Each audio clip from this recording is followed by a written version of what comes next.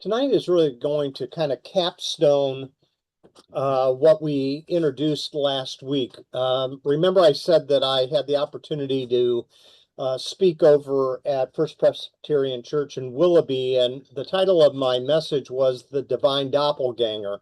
And we talked a little bit about how there were different types of gods in the Old Testament that looked pretty similar across the cultures. My message led to the conclusion that Jesus is the perfect and full revelation of what God is really like. But in the Old Testament, you have similar type of gods with different names, but they look and sound a lot alike. And when we talked about that last week, I mentioned that one of the gods that was often worshipped in the ancient Near East was the wife or consort of the main gods. And in the Old Testament, there is a reference about 40 different times to Asherah. And it leads to a question. Did Israel initially conceive of God having a wife, much like the other nations around them? And so this is kind of a specialized study, but I think it's interesting in terms of what has emerged in recent studies. And so a lot of depictions you'll find in this type of a picture here. Um, Yahweh and his Asherah is the Lord over Samaria, which is a part of greater Israel. And many times this vision of a king and his queen sitting beside him is the ultimate authority to which the other gods have um, to submit to and answer to. And we talked a little bit last week that this idea of a divine council is seen in some of the Old Testament passages. And we talked a little bit about Job and some places in the Psalms where it is seen that Yahweh or El is the main God and that he is kind of chairman of the board, if you will. And as a result of that, all these other gods, often called sons of God, answer to him. We said last week that a lot of times um, various translators will, instead of translating it sons of God, will often translate it as angels. It's kind of a way of softening the history of Israel that there's Israel was different than the other nations around them and did not worship multiple gods. But I think if you read the text closely, one of the things that you'll discover is they certainly did worship other gods, and it was an ongoing battle that they had with some of the prophets who condemned it, as well as some of the kings who tried to lead a reform. So, with that in mind, what I want to do for the next few moments is ask the question, did God have a wife? Now, that's a loaded question because once you say yes or no to that, you place yourself very quickly into either monotheism, that is, the belief in one God, and that Israel believed that all along. Once you say that he did have a wife, it kind of throws a different angle on it and suggests that the nation of Israel did not start off with a monotheistic type of perspective, but they were polytheistic.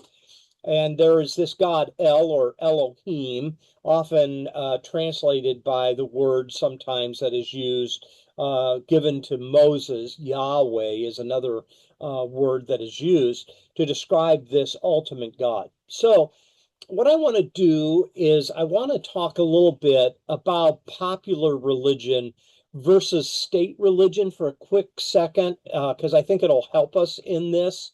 And you'll notice on the screen, uh, popular religion that is reflected in much of the Old Testament was a part of a bigger cultural system. By that, what I mean is different nations, different tribes that were trying in many different ways just to make ends meet by living in the shadow of some of the major empires like Assyria, Babylon, Egypt, and so forth. What this does to our understanding of ancient Israel is that when they began to emerge as a distinct ethnic community, they did so really on the margins, both economically as well as how they are going to relate to their neighbors as well. As a whole, Israel starts off pretty poor. Now, many times we don't think of it like this, but even the stories like God providing manna in the wilderness for 40 years. Can you imagine the same diet for 40 years, nothing else to eat but manna, that type of thing? But it gives to us kind of a picture of they weren't able to produce food for themselves. God had to provide this for them. Thirdly, the political conditions in the Old Testament, both with Judah and with Israel. If you read First and Second Kings, what you'll find is that every one of them is described as bad, except for two. One is Josiah, and the other is Hezekiah. And when you look at the various kings, the tribes to the north supposedly had no good kings, and the two tribes to the south, Judah, only had two kings that are given praise in the Hebrew text. Now we must ask the question, why? Why is that the case? And it has a lot to do with this idea of the worship of many gods. And under Hezekiah and under Josiah, as we'll see here in a moment, they try to bring Israel under the umbrella of monotheism. And that is what they're trying to establish as the state religion.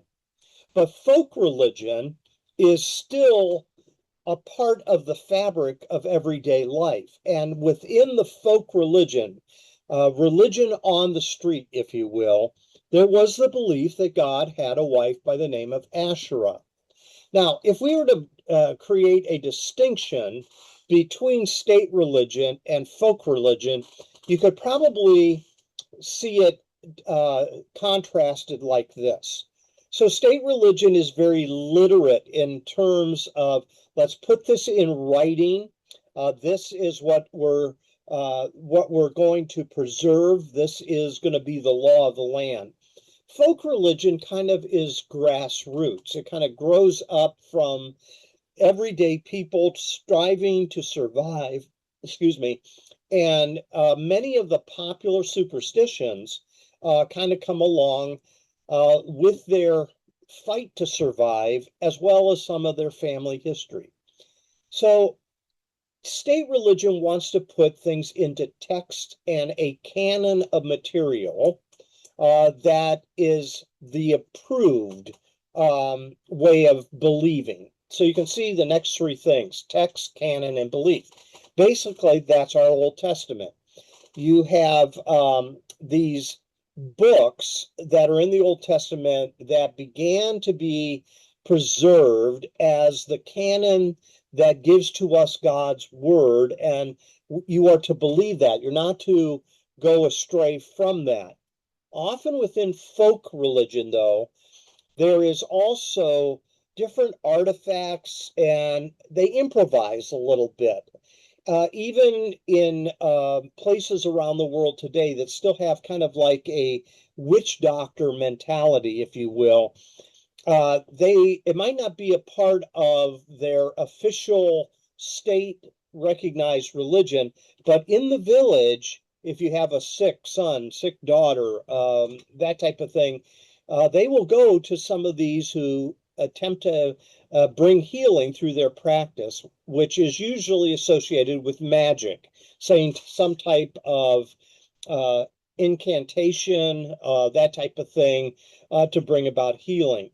Now, the belief in the state religion also has its own mythology. And what I mean by that is there's still the belief that God is on their side and we're the chosen people of God and others are not. So um, that is a way of trying to establish kind of the power of the empire. God is on our side. That is often verbalized in various ways. It's a way of trying to get people to buy into that, whether it is through some type of enthronement of the king, various type of symbolic things. That is also found on the folk religion side as well, but it's not as tied in so much to the empire as it is into kind of the bones of the people who live a very fearful life because life in the ancient world is short in comparison to our day and age. So an emphasis in state religion is often on the right theology, whereas the emphasis in folk religion is the cult. Now, I don't mean cult by saying cult. I'm not talking about false cults that deviate away from Christianity. That's often what we think about. The cult in the Old Testament is kind of the folk religion, how it looks on the ground, and what people accept and what they believe.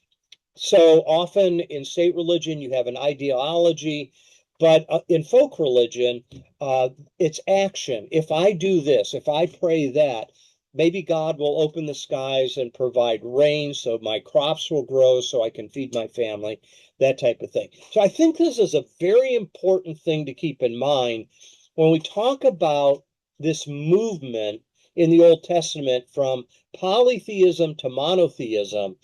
Often it occurs on the state level, but it takes a lot of time on the folk level, on the ground. I hope that makes sense to you. Um, so, who is Asherah? Asherah is this goddess in the ancient Near East, and she has a divine doppelgangers in various types of surrounding neighbors of Israel. Might have different names, but often has the same role. And so people would look to her in many respects as a way of seeking her blessing. Again, the primary concern is for survival. The belief was if we can align ourselves with the gods or the universe, if you will, and if we can placate the deities, we'll secure their favor and their blessings. So, what we find is this female goddess, Asherah, is very widespread for a long period of time. And we know that not only through the Old Testament text, but we also know that through some of the archaeological finds, as well as some of the inscriptions on those archaeological finds. Now, eventually, the Old Testament will condemn the worship of Asherah, but it seems like she had an important influence on the beginning stages of this unique group of people that found freedom as they came out of Egypt. So here's what some of the artifacts look like. So you can see this particular text was found in an ancient city that's along the Mediterranean coast called Ugarit, and they had their own language, Ugaritic. And these tablets here date about 1400 to 1200 BC. And in it, scholars recognize that there is a belief in Ugarit of this mother of the gods. So you have the supreme god, you have his um, consort or wife, and their offspring become the pantheon of gods. So often what is thought about is she is the mother of the 70 divine sons of God, and they have their own particular responsibility.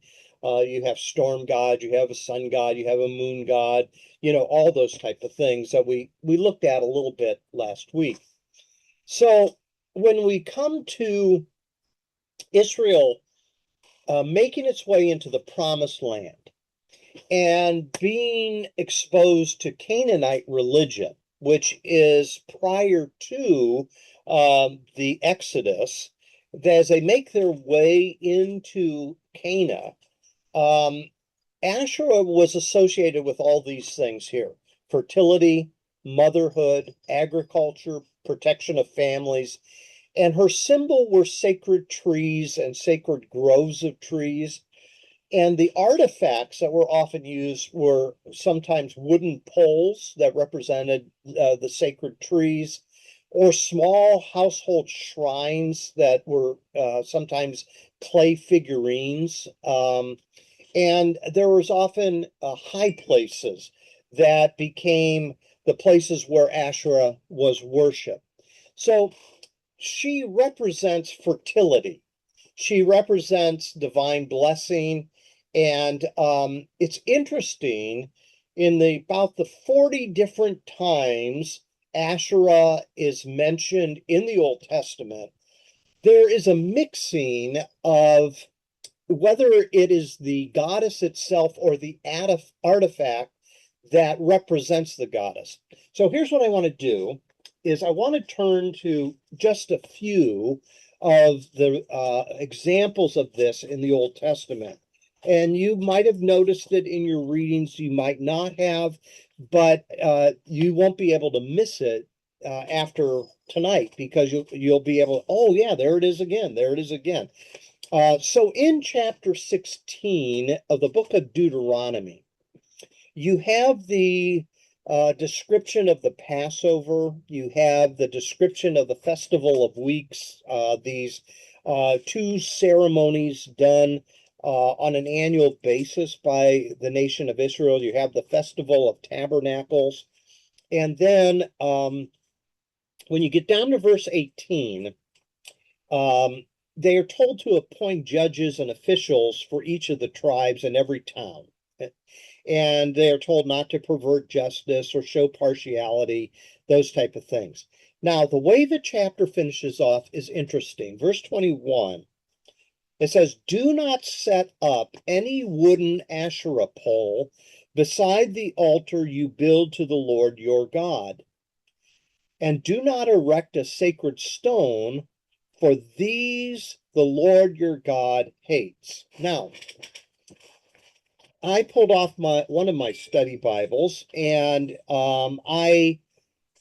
there's a good note at the bottom of this. This comes out of the study Bible done by Kent Dobson, and this particular NIV First Century Study Bible has this little notation. I think it's quite helpful. It says, "An Asherah was a standing wooden pole used for worship. This prohibition included any kind of pole. Some biblical sites had sacred trees. Others likely had Asherah poles or wooden poles, and were used in the worship of Yahweh at various biblical sites." And so there's in parentheses Genesis 21 and Joshua 24. He goes on and says, Asherah poles were probably associated with Canaanite deities. Standing stones were widely used in worship, not only by the Canaanites, but also by the biblical patriarchs. See note on Genesis 28 and 18.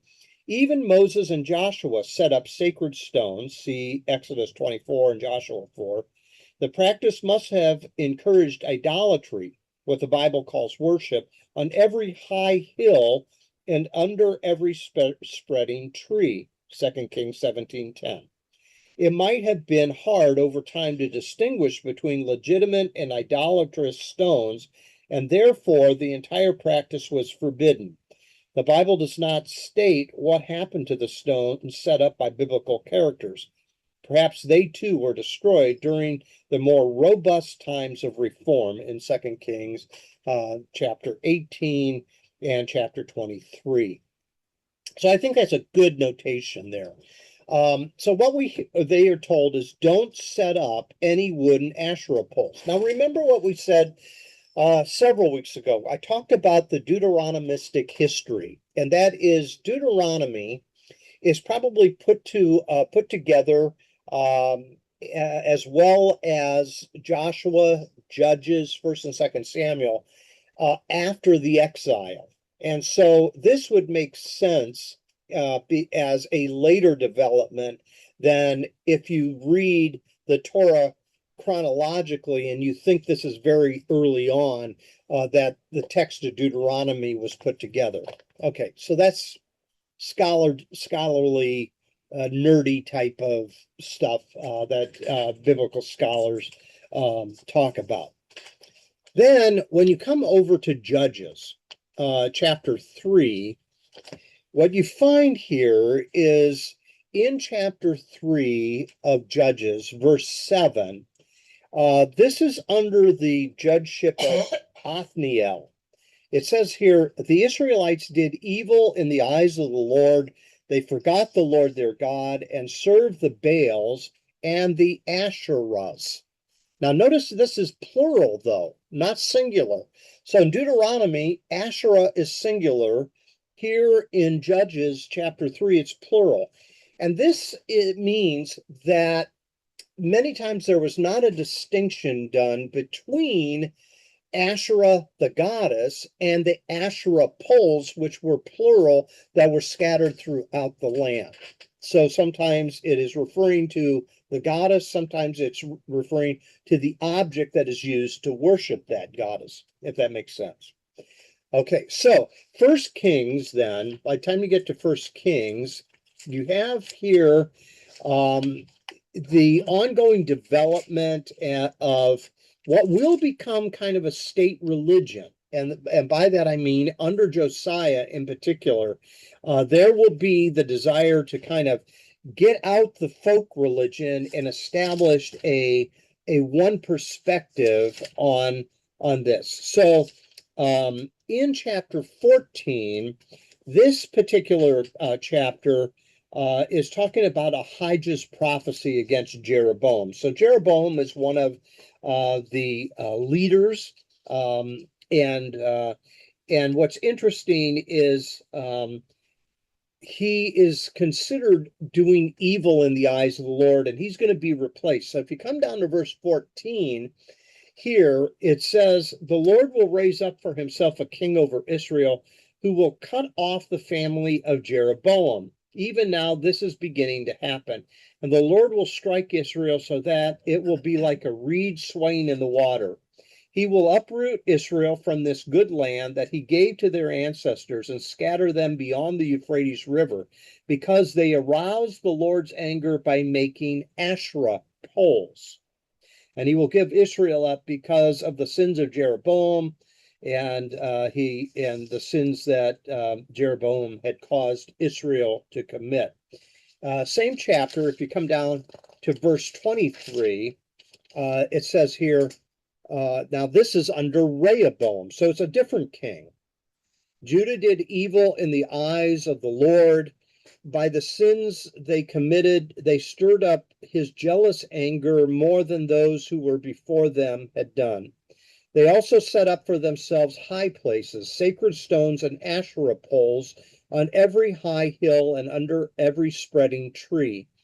There were even male shrine prostitutes in the land. The people engaged in all the detestable practices of the nations the Lord had driven out before the Israelites. So you see this, it seems the evaluation of these kings in First and Second Kings is based primarily on one thing, and that is they did not root out polytheism and hold to just monotheism. So it's a development that is taking place, and the way the text is written is God is holding them responsible for the fact that they did not do a good job of rooting out all of this superstitious, on the ground type of mythology that the folk religion often held on to. Okay, one more. Now, this is a longer chapter, but finally, a guy by the name of Josiah comes to the throne. And in 2 Kings chapter 23, it says here, the king, verse 1, called together all the elders of Judah and Jerusalem. He went up to the temple of the Lord with the people of Judah, the inhabitants of Jerusalem, the priests and the prophets, all the people from the least to the greatest. He read in their hearing all the words of the book of the covenant which had been found in the temple of the Lord. The king stood by the pillar, renewed the covenant in the presence of the Lord to follow the Lord and keep his commandments, statutes, and decrees with all his heart and all his soul, thus confirming the words of the covenant written in this book. Then all the people pledged themselves to this covenant. So it's a renewal of the covenant that was given to Moses. And then in verse 4, here is what it says. The king ordered Hilkiah, the high priest, the priests next in rank, and the doorkeepers to remove from the temple of the Lord all the articles made for Baal and Asherah and all the starry posts. The people even brought these artifacts into the temple that was built for Yahweh. And Josiah is going to renew the covenant, and he is going to tear down this all these artifacts. And here's how he did it. He burned them outside of Jerusalem in the fields of the Kidron Valley and took the ashes to Bethel. He did away with the idolatrous priests appointed by the kings of Judah to burn incense on the high places of the towns of Judah and on those around Jerusalem, those who burned incense to Baal, to the sun and the moon, to the constellation, and all the starry hosts. He took the Asherah pole from the temple of the Lord to the Kidron Valley outside Jerusalem and burned it there. He ground it to powder and scattered the dust over the graves of the common people. Do you see that? So here's what's happening. Josiah wants a state religion that is monotheistic. So he's getting rid of all of these type of things. And as a result of that, he is tearing down all of these places that the common folk religion would often go to because they still believed in a multitude of gods, even though they believed in one true God, Elohim, Yahweh. But there was this belief that he was the king over other gods as well. And here's where this is interesting. The next verse. He also tore down the quarters of the male shrine prostitutes that were in the temple of the Lord and the quarters where women did weaving for Asherah.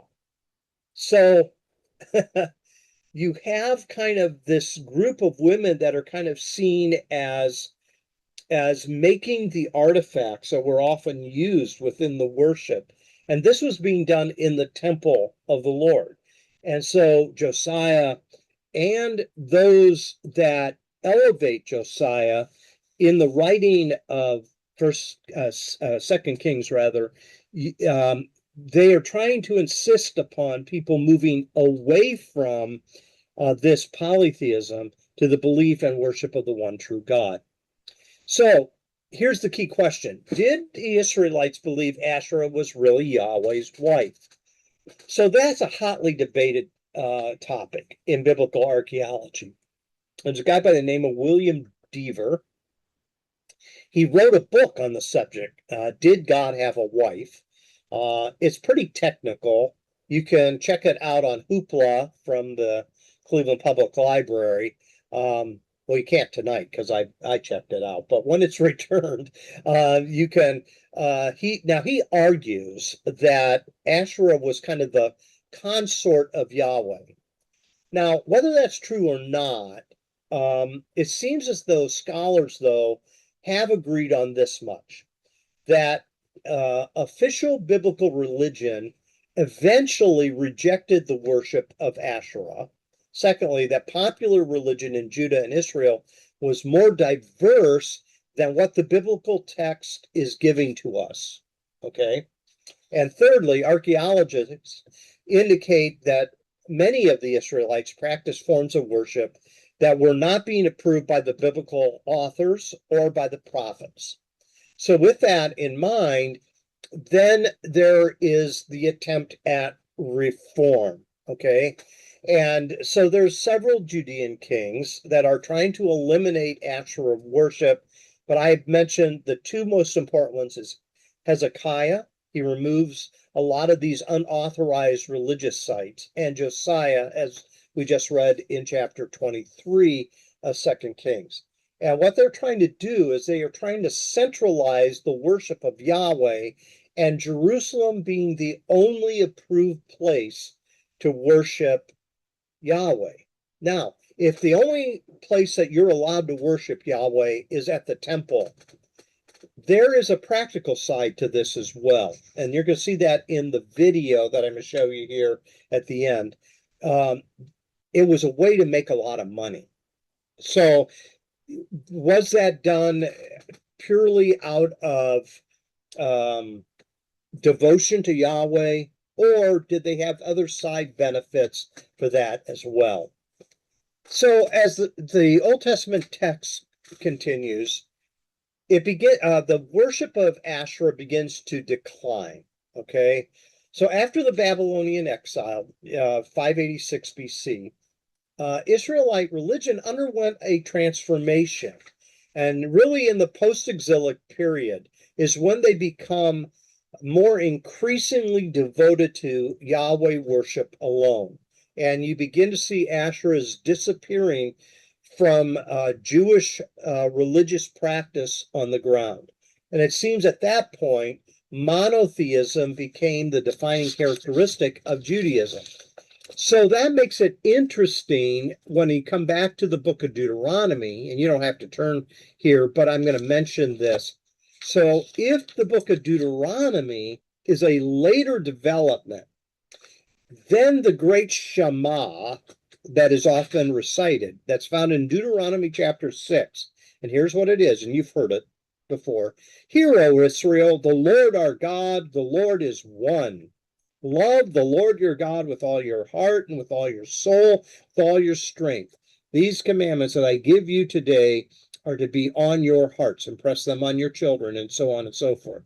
So the Shema is this: there's only one true God.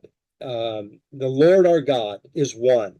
So that, though, seems to be a later development, which suggests that the editing of the book of Deuteronomy came much later.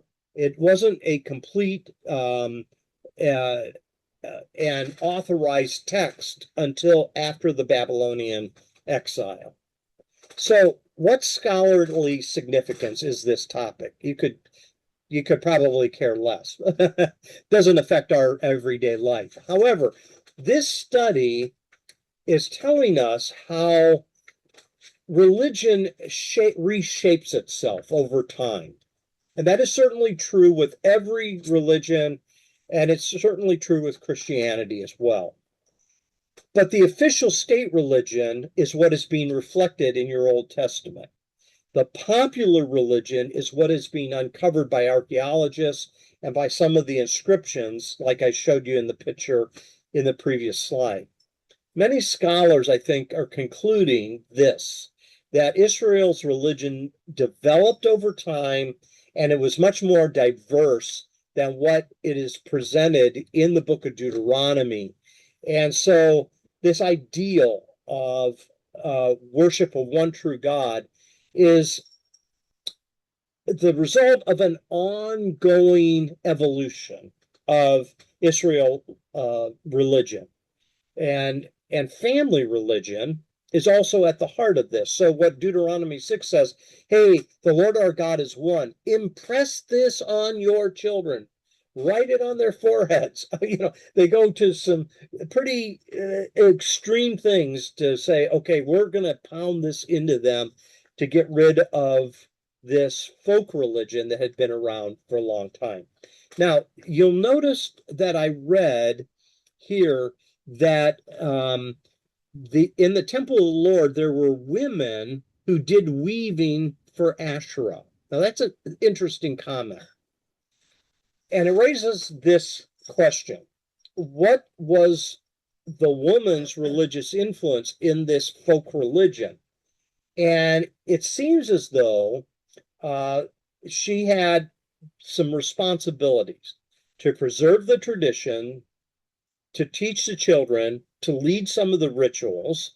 So think of think of things that are even done today. So Hanukkah, the lighting of the candles and stuff. So the mother was often important in uh, leading these rituals, teaching the children, preserving the traditions, and maintaining the household shrines. Now that's interesting because in Genesis, um, chapter 31, I believe it is.